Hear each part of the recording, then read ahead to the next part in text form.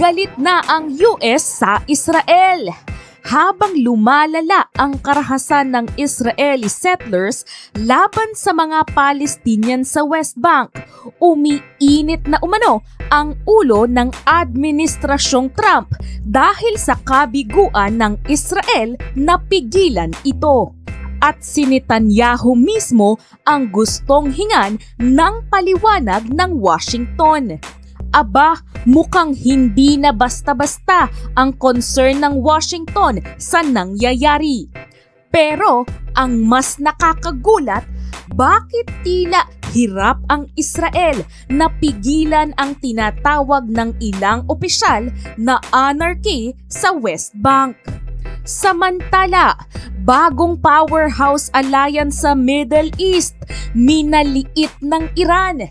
Saudi Arabia, Pakistan at Turkey nagsanib sa Mecca Pact at kahit minamaliit ito ng ilang opisyal ng Iran, may mga Iranian analyst na nagbabala dahil kapag nagsama ang pera ng Saudi, military at nuclear capability ng Pakistan at puwersa ng Turkey, baka malaking pagkakamali ang pagbalewala sa bagong alyansang ito.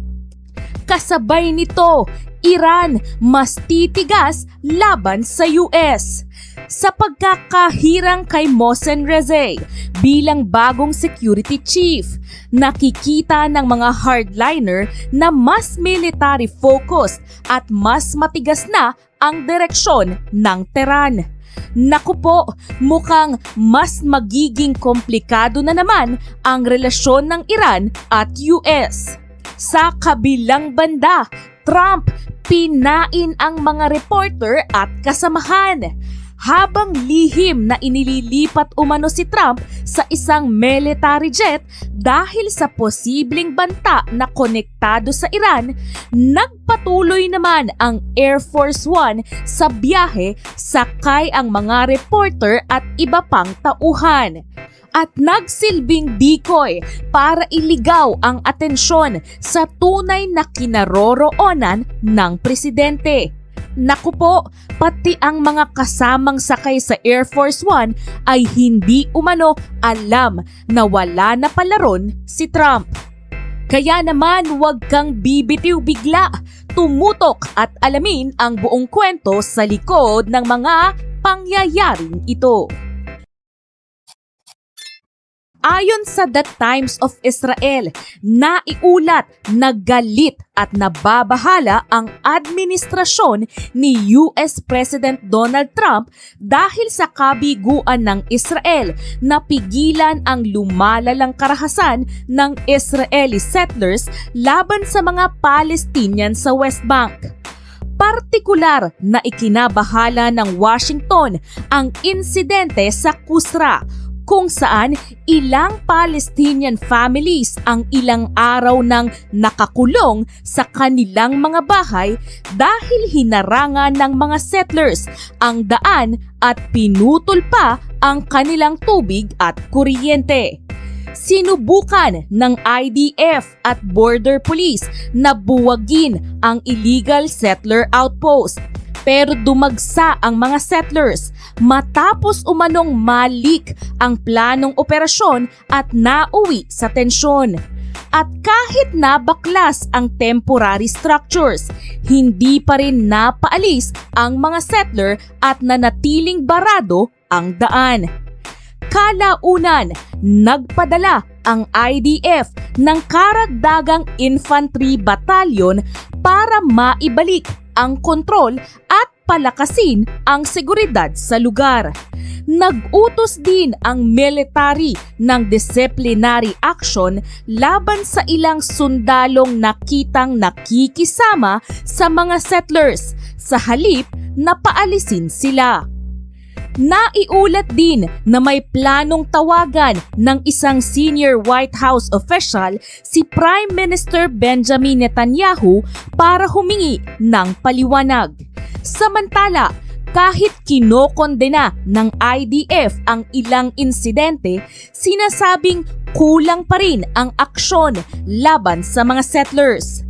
Dahil dito, may mga tanong sa loob ng US kung bakit hinahayaan umano ng Israel na magpatuloy ang tinatawag na anarchy sa West Bank.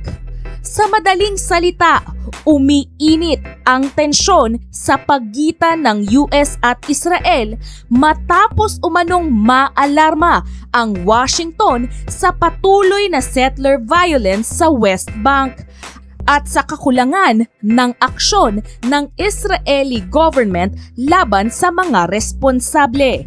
Sa kabilang banda, minamaliit ng ilang opisyal at analis ng Iran ang banta mula sa bagong Mecca Pact ng Saudi Arabia, Pakistan at Turkey na siyang naglalayong palakasin ang kanilang defense cooperation.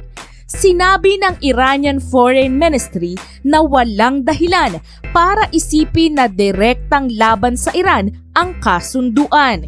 Gayunman, may ilang Iranian analyst na nagbabala na hindi dapat maliitin ang pact. Dahil pinagsama-sama nito ang malaking financial resources ng Saudi Arabia, military at nuclear capability ng Pakistan at malakas na armed forces ng Turkey. Maaari itong maging bagong regional deterrent at baguhin ang security balance sa Middle East. Para naman sa Tehran, maaaring senyales ang pact na nawawala ng tiwala ang Saudi Arabia sa security guarantees ng Amerika at naghahanap ito ng ibang partners. Pero nakikita rin ng ilang Iranian analyst na mas malaking hamon ang pagiging mas aktibo ng Turkey at Pakistan sa bagong regional security architecture. Samantala, ayon sa Iran International, ang paghirang kay Mohsen Reza bilang bagong kalihim ng Supreme National Security Council ng Iran ay nagpalakas ng paniniwala ng mga hardliner na maaaring lumilipat sa mas matigas na posisyon ang Tehran laban sa US negotiation. Pinalitan ni Reza si Mohammad Bagher Zolgadar matapos lamang ang halos 5 buwan. Gayunman, hindi naman tuluyang tutol si Reza sa pakikipag-usap sa Washington. Sinasabi niyang dapat magpatuloy ang negosasyon pero ayaw niyang magkaroon ng ceasefire habang nag-uusap dahil maaari umanong gamitin ito ng kalaban para muling maghanda ng kanilang puwersa. Sa madaling salita, nakikita ng mga hardliner ang appointment kay Reza bilang senyales na mas magiging matigas at military-focused ang Iran, pero posible pa rin ang diplomatic talks basta may kasabay na pressure at military strength. Kasabay nito, ayon sa Iran International, ang pagkawala ni Supreme Leader Mojtaba Khamenei sa publiko ay nagdudulot ng kakaibang problema sa pamumuno ng Iran. Dahil hindi siya nakikita o naririnig, umaasa ang publiko sa mga written statements na iniuugnay sa kanya at sa mga opisyal na nagsasabing alam nila ang kanyang kagustuhan. Dahil dito, nagkakaroon ng magkakaibang interpretasyon sa kanyang mga utos. Halimbawa, pinayagan umano niya ang pakikipagnegosasyon ng Iran sa US. Pero sinabi rin niyang in principle ay iba ang kanyang pananaw. Dahil dito, maaaring gamitin ng parehong hardliners at mga pabor sa diplomasya ang kanyang pahayag para suportahan ang kanilang posisyon.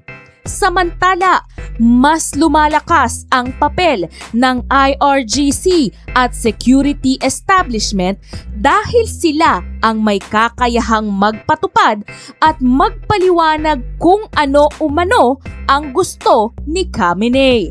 Kaya ang malaking tanong ngayon ay hindi lamang ano ang gusto ni Mojtaba Khamenei, kung hindi sino ang nagpapasya kung ano ang ibig sabihin ng kanyang kagustuhan.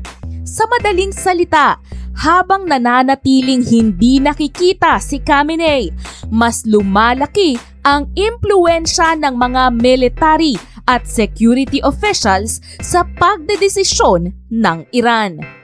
Sa kabilang banda, lihim umanong inilipat si Donald Trump mula sa Air Force One patungo sa isang mas maliit na military jet habang paalis ng Turkey matapos ang NATO summit noong Hulyo. Ginawa ito dahil sa intelligence tungkol sa posibleng banta na konektado sa Iran laban sa Pangulo. Ginamit umano ang catering truck para hindi mapansin ang paglipat ni Trump, habang ang Air Force One ay nagpatuloy sa biyahe na sakay ang mga tauhan at mga mamamahayag na nagsilbing decoy. Nang makarating sa UK, bumalik si Trump sa dating Air Force One at doon muling nakita ng media. Dahil dito, binatikos ang administrasyon dahil hindi alam ng mga sakay ng Air Force One na wala pala roon ang Pangulo. Pero may mga dating Secret Service officials na nagsabing ang paggamit ng decoy aircraft ay isang lehitimong security measure kapag may seryosong banta sa presidente. Sa madaling salita, lihim na pinalipat si Trump sa ibang eroplano dahil sa banta sa seguridad, habang ang Air Force One ay ginawang decoy. Isang hakbang na ngayon ay pinagtatalunan dahil inilagay umano sa panganib ang mga naiwan sa eroplano.